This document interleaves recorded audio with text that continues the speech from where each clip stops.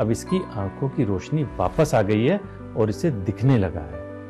इसीलिए इसे ये सब कुछ नया नया सा लग रहा है। दोस्तों, किसी के बारे में कोई धारणा बनाने से पहले उसकी सच्चाई को भली भांति जानना चाहिए। हो सकता है वास्तविकता कुछ और ही हो। कहते हैं ना, जो दिखता है वो होता नहीं, जो होता है वो दिखता नहीं। जनाब, देखकर परखना छोड़ो और लोगों को समझना सीखो। नमस्कार।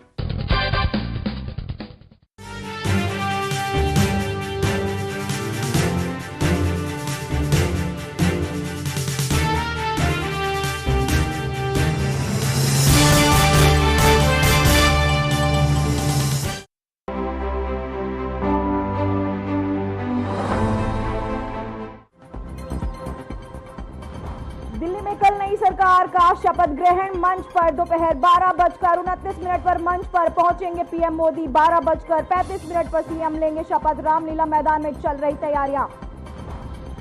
महाकुंभ पर विपक्षियों की विरोधी राय। सीएम योगी का शायराना अंदाज। सदन में बोले सीएम योगी आदित्यनाथ, महाकुंभ का विरोध करना इनकी मजबूरी। कोरोना प्रबंधन का भी इन्होंने उड़ाया मजाक। बजट सत्र में बीजेपी कांग्रेस में सियासी रार। सदन में महंगाई बेरोजगारी के मुद्दे पर सवाल। बीजेपी ने कांग्रेस पर किया पलटवार। कहा महंगाई बेरोजगारी पर सवाल।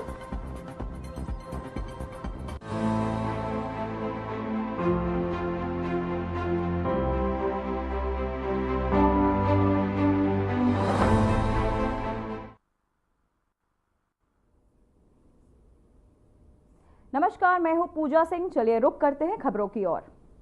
मुख्यमंत्री मोहन यादव ने छत्रपति शिवाजी महाराज की जयंती पर नमन करते हुए सोशल मीडिया एक्स पर पोस्ट पर लिखा, हिंदवी साम्राज्य और संस्थापक वीर शिरोमणि एवं राष्ट्र नायक छत्रपति शिवाजी महाराज जी की जयंती पर सादर नमन करता हूं। मातृभूमि के सम्मान एवं स्वतंत्रता के लिए शिवाजी महाराज जी की निष्ठा, समर्पण और बलिदान हमें अनंत काल तक प्रेरित करती रहेगी। छत्रपति शिवाजी महाराज की 329वीं जयंती, सीएम ने छत्रपति को किया नमन।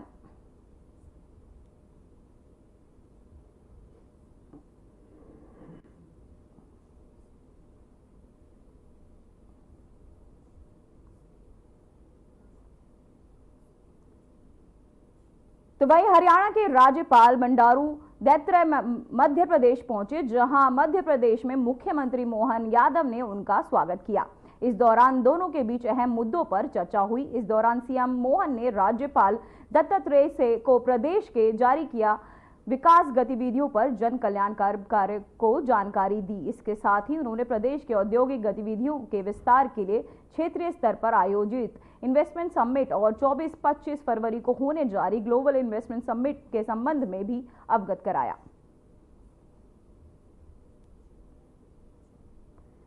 तो आपको बताते चले, एमपी पहुंचे हरियाणा के राज्यपाल, जहां हो रहे इन्वेस्टमेंट समिट को लेकर उन्होंने अवगत कराया। डॉक्टर मोहन ने किया उनका स्वागत। दोनों के बीच अहम मुद्दे पर चर्चा भी हुई। सीएम डॉक्टर मोहन ने किया स्वागत। आपको बताते चले, इन्वेस्टमेंट समिट को लेकर कई चर्चाएं भी हुई। दोनों के बीच अहम अलग मुद्दों पर बात हुई। एमपी पहुंचे हरियाणा के राज्यपाल, तो राज्यपाल का स्वागत किया सीएम ने और उन्हें इन्वेस्टमेंट समिट को लेकर कई बातें भी उनसे चर्चा की। दोनों के बीच अहम मुद्दों पर चर्चा हुई। तो वहीं मुख्यमंत्री मोहन यादव ने राजभवन भोपाल पहुंचकर राज्यपाल मंगू भाई पटेल से मुलाकात की। सीएम ने राज्यपाल मंगू भाई को फूलों का गुच्छा भी उपहार में के तौर पर दिया। इस दौरान उनकी कई विषयों पर भी चर्चा हुई। तो आपको बताते चले, सीएम ने कई विषयों पर मंगू भाई से चर्चा की, राज्यपाल को भेंट किए, साथ ही पुष्प, और सीएम ने उनसे कई जरूरी विषयों पर वार्तालाप भी किया।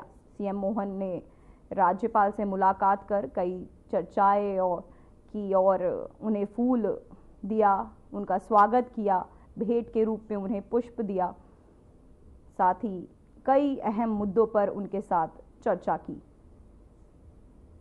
कई ऐसे अहम विषय मुद्दे रहे जिन पर दोनों ने मिलकर चर्चा की। सीएम मोहन ने उनका स्वागत किया। तो वहीं मुख्यमंत्री मोहन यादव ने पश्चिम बंगाल की मुख्यमंत्री ममता बनर्जी की महाकुंभ मेले में की गई मृत्यु कुंभ टिप्पणी की कड़ी आलोचना की है। उन्होंने बनर्जी की माफी की मांग की। उन्होंने धार्मिक समारोह में अपर्याप्त व्यवस्था और भगदड़ की आशंका जताई थी। यादव ने महाकुंभ में धार्मिक महत्व पर जोर देते हुए बनर्जी की कड़े शब्दों में उनकी निंदा की। बंगाल की मुख्यमंत्री ममता बनर्जी द्वारा जो बहुत निम्न स्तरीय भाषा उपयोग की गई, महाकुंभ ये बहुत आस्था, श्रद्धा और विश्वास का कुंभ होता है। ऐसे में घटनाओं के आधार पर अपनी भावना का व्यक्त करना अर्थात हिंदू धर्म का अपमान करना है। उनका ये कहना कि ये मृत्यु कुंभ है, ये उनकी मानसिकता बताता है। जनता इसी कारण से इन दलों के प्रति विश्वास अपना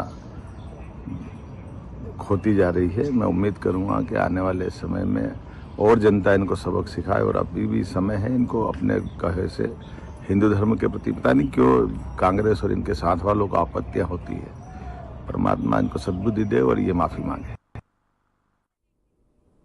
तो वहीं मध्य प्रदेश के सीएम मोहन यादव इन दिनों राज्य के ग्लोबल इन्वेस्टमेंट समिट के आयोजन को लेकर काम कर रहे हैं। इसी के तहत सीएम यादव ने उद्योग हस्तियों के संवाद किया। इस दौरान उन्होंने कहा कि प्रदेश के औद्योगिक निवेश के लिए बेहतर वातावरण, पर्याप्त साधन और उद्योग मित्र नीतियां मौजूद हैं। इसके साथ ही उन्होंने उद्योगपतियों और स्टेक होल्डर्स से कहा कि वे ग्लोबल इन्वेस्टमेंट समिट में शामिल होकर मध्य प्रदेश से ज्यादा निवेश करें। तो आपको बताते चले कि ग्लोबल इन्वेस्टमेंट समिट को लेकर कई उद्योगपतियों से सीएम ने वार्तालाप किया। उद्योगपतियों से राज्य सरकार को सहयोग करने की बात कही। सीएम ने किया उद्योग हस्तियों संग संवाद, साथ ही उनसे इन्वेस्टमेंट समिट को लेकर कई चर्चाएं की कि ज़्यादा से ज़्यादा लोग यहां इन्वेस्ट करें।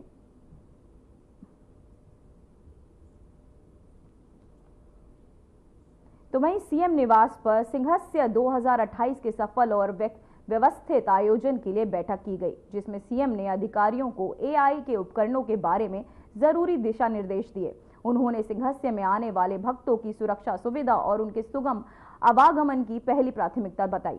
वहीं सीएम यादव ने इस दौरान श्रद्धालुओं को आध्यात्मिक महत्व से अवगत कराने के लिए उच्चतम टेक्नोलॉजी का उपयोग करने का संकेत दिया और कहा कि टेक्नोलॉजी के जरिए सिंघस्य 2028 को सफल बनाया जाएगा।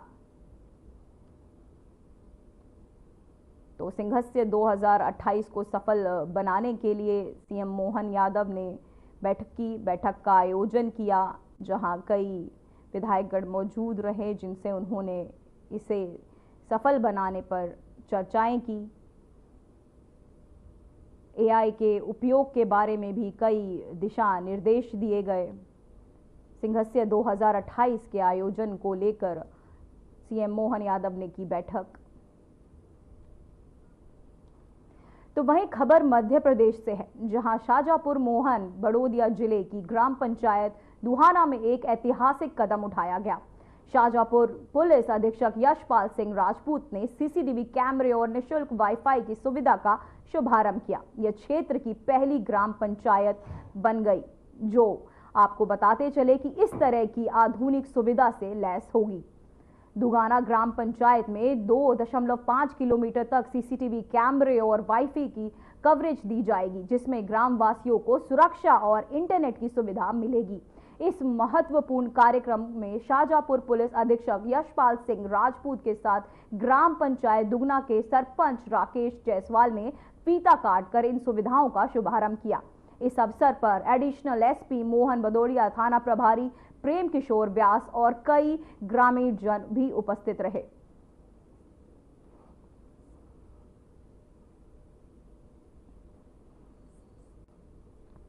तो आपको बताते चले, सरपंच ने इन सुविधाओं का किया है शुभारंभ, जहां सीसीटीवी कैमरे कई किलोमीटर तक लगाए जाएंगे, वाईफाई की सुविधा दी जाएगी, जिससे आगे चलकर लोगों को कोई असुविधा ना हो।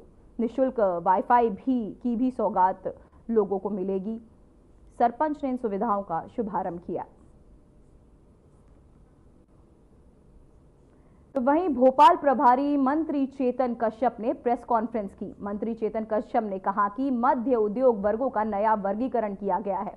उन्होंने बताया कि मध्य उद्योग वर्ग के लिए 125 करोड़ का प्रावधान कर दिया गया है।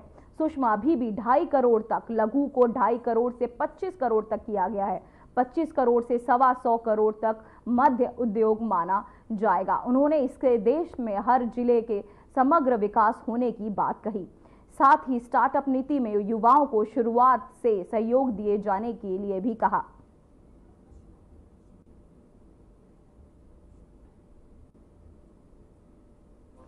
जो मध्यम उद्योगों का नया वर्गीकरण किया गया है, तो नई नीति में हमने उसका प्रावधान किया। 50 करोड़ से इसकी सीमा बढ़ा करके 125 करोड़ कर दी गई है। बाकी सूक्ष्म को अभी 2.5 करोड़ तक और 2.5 से 25 करोड़ तक लघु व 25 करोड़ से 125 करोड़ तक मध्यम उद्योग माना जाएगा। तो इसमें करीब करीब हर उद्योग को 50 करोड़ से ऊपर वाले जो उद्योग हैं उनको निवेश संवर्धन सहायता के अंदर बड़ा लाभ होगा और मध्य प्रदेश के औद्योगिकरण में इसका महत्वपूर्ण योगदान रहेगा। उद्योगों का वर्गीकरण किया जाएगा कि जैसे मालवा में या बुंदेलखंड में जहाँ की जैसी भौगोलिक। तो वहीं कांग्रेस प्रदेश अध्यक्ष जीतू पटवारी ने प्रेस कॉन्फ्रेंस की। इस दौरान उन्होंने राज्य की मोहन सरकार पर संकल्प पत्र को पूरा नहीं करने के आरोप में जमकर निशाना साधा और करप्शन से जुड़े कई गंभीर आरोप भी सरकार पर लगाए हैं। जीतू ने कहा कि बीजेपी ने वचन पत्र का भी संकल्प पूरा नहीं किया। नाक रगड़कर मध्य प्रदेश सरकार ने कर्ज लिया। 36 सेगमेंट की समय तक तनख्वाह नहीं मिल रही है। इसके साथ ही उन्होंने 40% वन बेचने की तैयारी होने का आरोप लगाया। उन्होंने कहा कि बिजली विभाग और मंदिरों की जमीन भी बेचने की सरकार तैयारी कर रही है।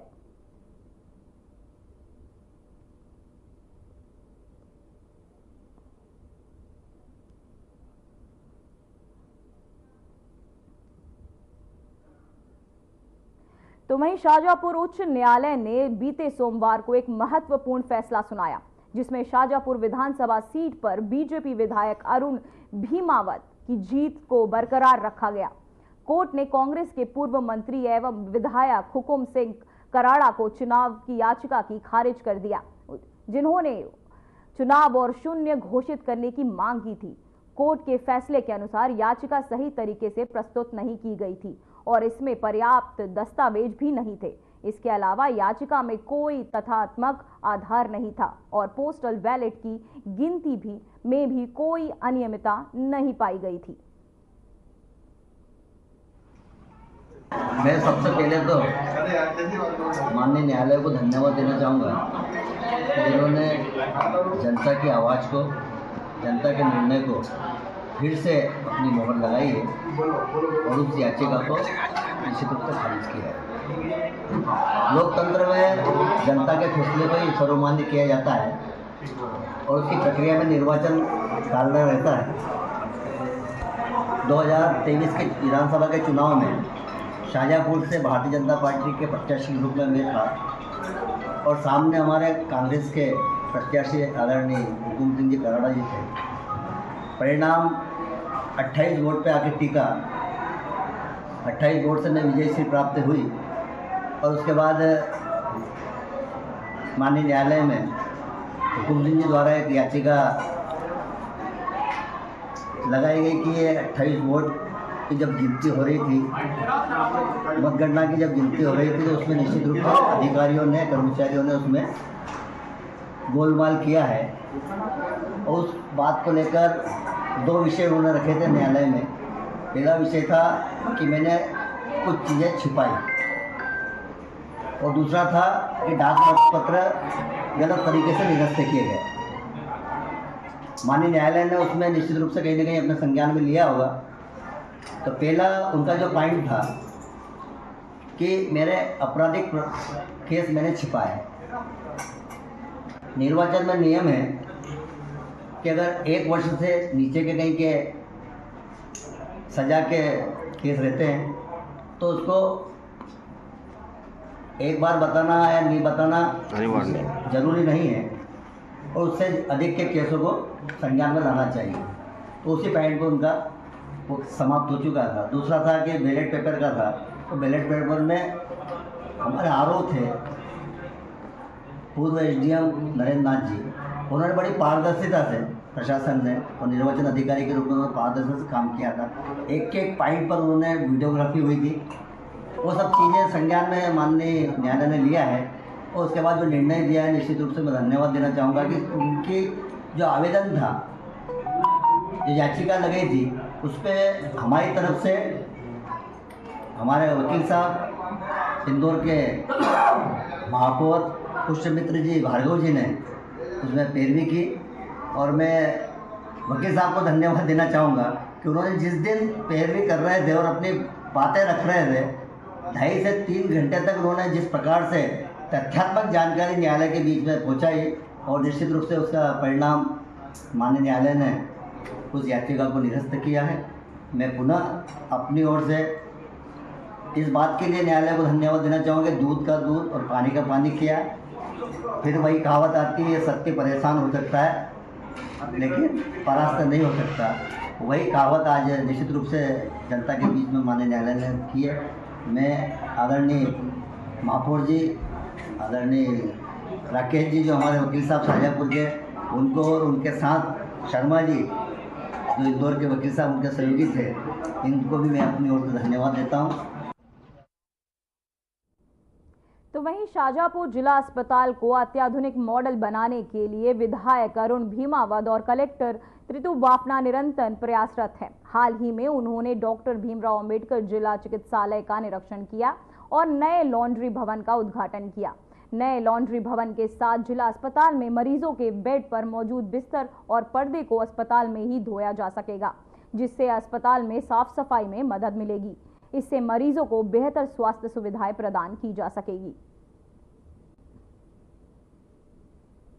इसे आगे बढ़ रहे हैं। शासन की जितनी भी योजना उसका यहाँ पर धरातल पर आम मरीजों को फायदा मिले, इसलिए मैंने और कलेक्टर साहब ने शाहजहाँपुर जिला चिकित्सालय को कुछ मॉडल बनाने के लिए प्रयास कर रहे हैं। और आज आपने देखा भी होगा हम जन भागीदारी का भी इसमें उपयोग कर रहे हैं। आज जिला चिकित्सालय में मध्य प्रदेश में साथ पहला जिला हमारा जिला चिकित्सालय है जहाँ पर कपड़ों की धुलाई, चादर, इनकी सबकी धुलाई यहीं पे हम करेंगे। और ये हमने किसी से दान नहीं दिया।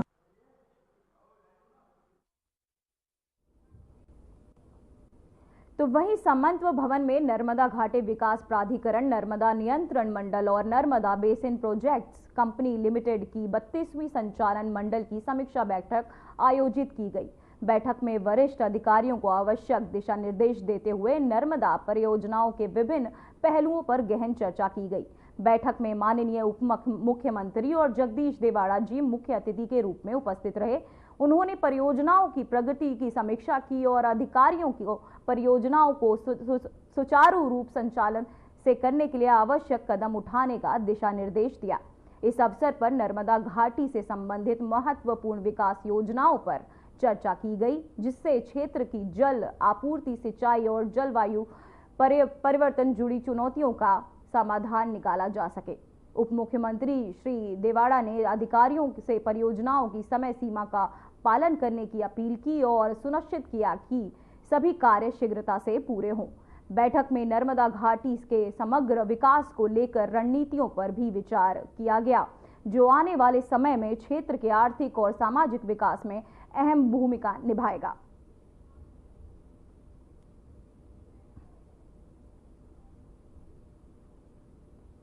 तो वहीं शाहजहाँपुर नगर पालिका में सफाई कर्मियों ने समय पर वेतन नहीं मिलने के कारण नाराजगी जताई और नगर पालिका परिसर में नारेबाजी की। सफाई कर्मियों ने नगर पालिका में सीएमओ मधु सक्सेना से इस मुद्दे पर चर्चा की और अपने वेतन न मिलने की समस्या को उठाया।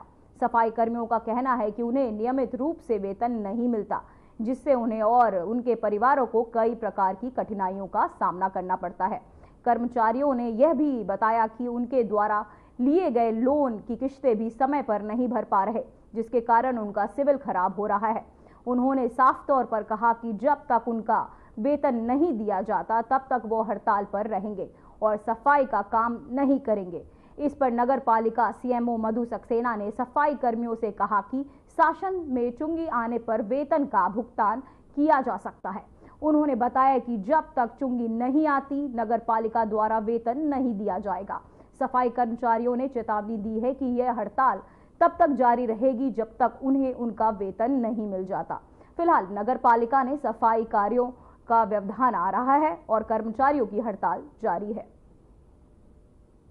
ने तनख्वाह को लेके अभी मेरे पास आए थे और कुछ लोग बड़े खराब तरीके से भी बात कर रहे थे। उनको मैंने समझाया भी है और तनख्वाह तो हर महीने मिल रही है। हमारे यहाँ तनख्वाह की कोई थोड़ा सा डेट में लेट हो जाते हैं हम लोग, क्योंकि हमारी तनख्वाह चुंगी क्षतिपूर्ति की राशि से ही होती है मैक्सिमम। तो चुंगी क्षतिपूर्ति की राशि जैसे ही आती है हम तनख्वाह सेम डे देते हैं, कभी एक दिन का भी डिले नहीं होता। हर महीने 4 से 5 तारीख को पेमेंट मिल जाता था। उसमें हमने जो लोन लिए उसमें हमारी पूरी वो खत्म हो चुकी है, ईमेल भी खत्म हो गई है। और साहब ये कहते हैं कि अब 20 तारीख को देंगे, अब 20 तारीख को क्या है, अब 2 महीने बाद दे। ऐसे कब तक चलेगा? क्या हमारे घर में हमारे बीवी बच्चे नहीं है क्या? हम कब तक कोई से इधर लाके कैसे खा रहा हम हमारी जानते हैं, मगर ये कुछ समझने को तो आज ही नहीं है। इधर बम्बई जा रहा है गाड़ियों में, कहीं कहाँ जा रहा है, कहीं जा रहा है। अभी क्या करा आप लोगों ने? विरोध हमने विरोध करा है, जब तक पेमेंट नहीं मिलेगा, आज 4 बजे तक मिल जाए तो ठीक है, नहीं तो हम काम पे कोई भी नहीं जाएगा। ये साफ सुथरी बात की राय। तनख्वाह नहीं मिली हमें, तनख्वाह के लिए इकट्ठे हुए हम सभी वाल्मीकि समाज के लोग, सफाई कर्मचारी। तो मैडम आश्वासन दे रही है हमें। अभी तक पिछले महीने हमारे से बोला था कि आपको 1 से 5 के बीच में अध्यक्ष ने बोला मिल जाएगी, लेकिन अभी तक तनख्वाह हमें नहीं दी गई। दूसरा अभी आए हैं तो मैडम बोल रही है तुम्हें जितना चिल्ला के करना है करो, मैं तनख्वाह किसी को नहीं दूंगी। मना कर दिया साहब हमें तनख्वाह देने की। अब वो तनख्वाह नहीं देगी तो हम काम नहीं करेंगे, हम हमारे बच्चों को घेर देंगे साहब। अभी आप मैडम से बात करने गए? मैडम से हमारी बात हुई थी, मैडम डांट रही हमें, बोले सालों सबको अंदर करा दूंगी मैं तुम्हें। ऐसी बात वो महिला इसलिए दादागिरी बता रही है, क्या नाम है, विमल कल्याण है। तो वहीं शाजापुर जिले के नैनावद के समीप नेशनल हाईवे 52 पर देर रात एक भीषण सड़क हादसा हो गया। हादसे में एक ऑटो कार ड्राइवर से टकरा गई। कार में 4 लोग सवार थे, जिनमें से 2 की मौके पर ही मौत हो गई, जबकि 2 गंभीर रूप से घायल हो गए। घायलों का उपचार के लिए जिला अस्पताल भेजा गया, जहां उनकी हालत बिगड़ती देख डॉक्टर ने उन्हें इंदौर रेफर कर दिया। मृतक को घायल सभी गुना जिले के बीनागंज के निवासी थे और किसी कार्य से हाईवे से गुजर रहे थे। हादसा तब हुआ जब उनकी कार नेशनल हाईवे 52 पर अनियंत्रित होकर ड्राइवर से टकरा गई। स्थानीय पुलिस ने मामले को गंभीरता से लिया और गर्म कायम जांच शुरू कर दी। पुलिस का कहना है कि घटना की पूरी जानकारी जुटाई जा रही है और मृतकों के परिवारों से संपर्क किया जा रहा है। हादसे के कारणों का पता लगाने के लिए अधिकारियों द्वारा जांच जारी है।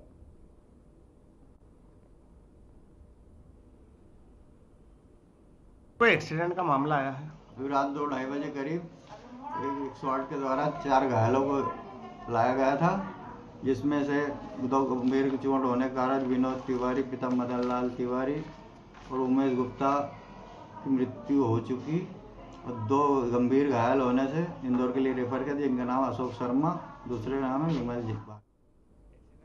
ये मामला अशोक नगर का है, जहां युवक के साथ कुल्हाड़ी और लाठी डंडों से बेरहमी से मारपीट हुई। आपको बता दें कि शादी से लौट रहे युवक के साथ 4 लोगों ने जबरन मारपीट की। आप साड़ोरा गए पहले लेके भागे? पहले नई सराय लेके गए हम। नई सराय में भी कोई नहीं मिला हमको। अस्पताल को हम बाहरी आवाज देते रहे, कोई बाहर नहीं निकला। इसके बाद में फिर हम साड़ोरा आए, साड़ोरा में भी कोई नहीं निकला। अकेले मैडम निकली एक। कितने बजे रात को? 1 बज रहा था शायद। कोई नहीं मिला? हाँ, साड़ोरा में अकेले मिली मैडम। वो डॉक्टर मिल जाते तो जान बच सकती। हाँ, तो मैडम मिली, मैडम से ही मैंने बोला मैंने दर्द मर्द के कोई इंजेक्शन गोली मोली कुछ भी दे दो।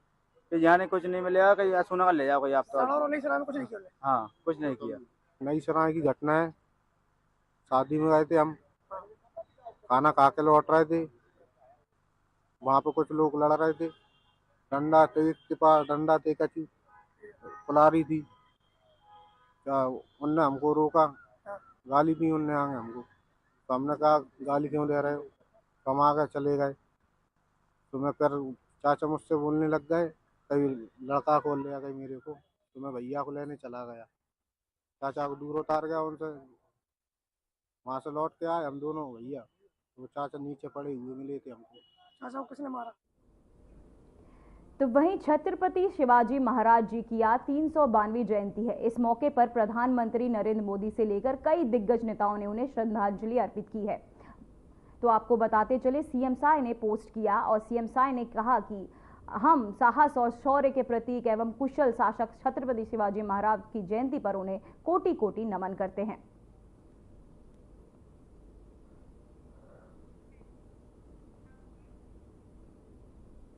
तो वहीं सीएम ने ट्वीट किया, सीएम विष्णुदेव साय ने जयपुर विधान